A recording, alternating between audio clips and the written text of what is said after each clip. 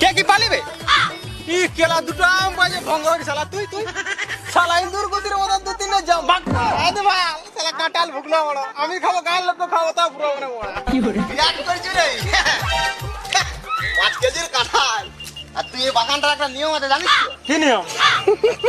শোন এই বাগান হচ্ছে আমার এই বাগানে যে যা চুরি করে সেগুলো তোর পোঁদা ঢুকে না হ্যাঁ এটা কিরকম কথা হইলি কথা নয় জামটা দে